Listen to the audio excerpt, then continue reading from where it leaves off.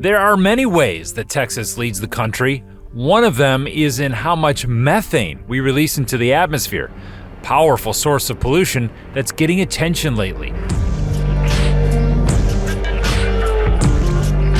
A lot of that methane comes from here in West Texas, so I want to find out how bad is the problem and what are some of the solutions. Skylar White is a rancher, and he's got a problem on his land that he wants me to see. Old, leaky oil wells. He says the ride there can be a little bit bumpy. You going for it? We'll give it a shot. Oh! I think we made it. Oh, he's a cool customer up there. When it comes to gases that trap in the sun's heat, carbon dioxide is the biggie. Our cars and power plants release massive amounts of it. Methane we emit far less of, but it is far more effective at trapping heat. Over a 100-year period, the EPA says methane's impact on climate change can be 25 times greater than carbon dioxide's. Skylar estimates on his property there are 100 orphan wells. That's an old well that needs to be plugged to keep oil, methane, and other gases from coming up to the surface, but there's no longer a well operator on record to take responsibility.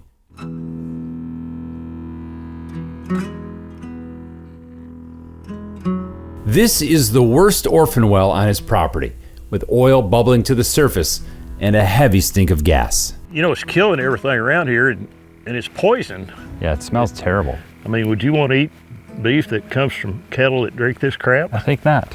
No. I mean, and that's how I make my living. And check this out.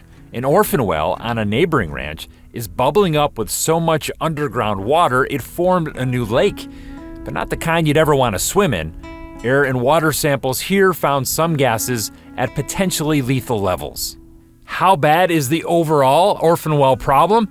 A study from McGill University suggests abandoned oil and gas wells may be a top 10 source of methane emissions in the United States. Why is it that I have to spend my money and my time and my energy plugging your wells? Plugging orphan wells is the responsibility of the Texas Railroad Commission, and it's about to get $343 million in federal infrastructure funds to do more of that work.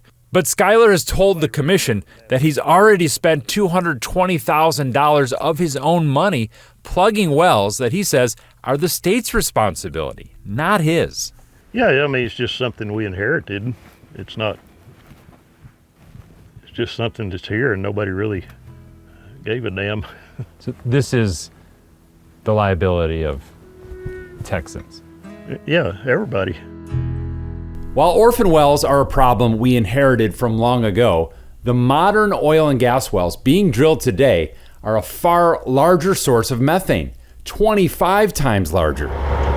So this is my instrument. This looks like just sort of a normal video camera. How much does that cost? $100,000. What? For this. $100,000? Mm-hmm. Yeah.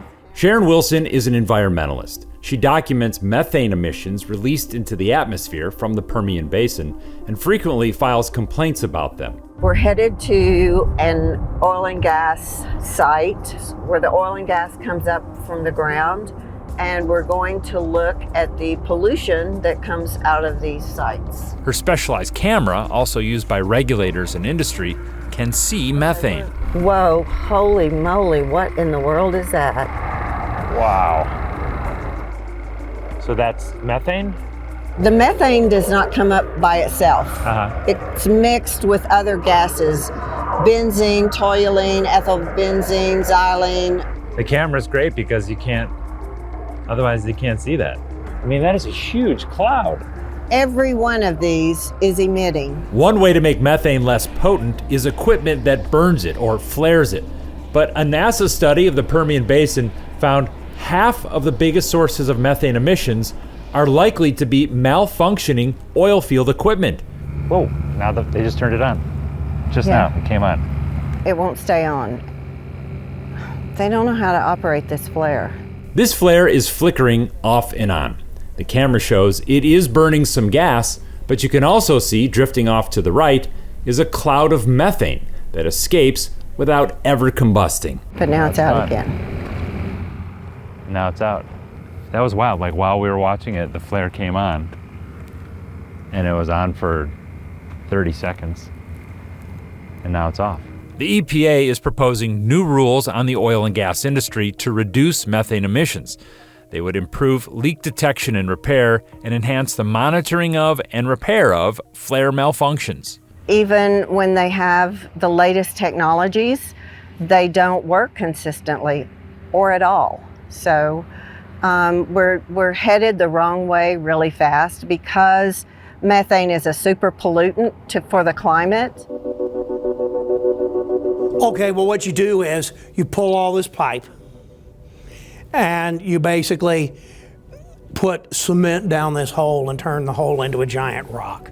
Stuart McDonald is the Director of Energy and Land Management at the University of Texas Permian Basin in Odessa, who also consults for the oil and gas industry. The number one way to stop flaring and stop venting is to come up with a way to get the gas to markets. And I'm talking about pipelines that get it to places that we could use it.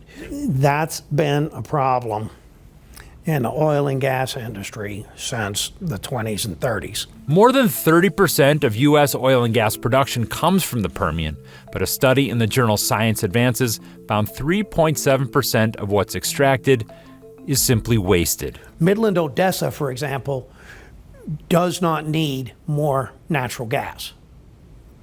But much of the world does, but we don't have a way to get it there. It's horrible that we waste it because once it's gone, it's gone. The world's thirst for oil and gas is what drives climate change.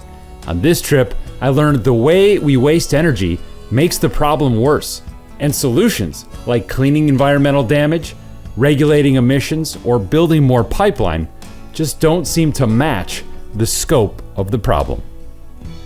I'm David Schechter reporting.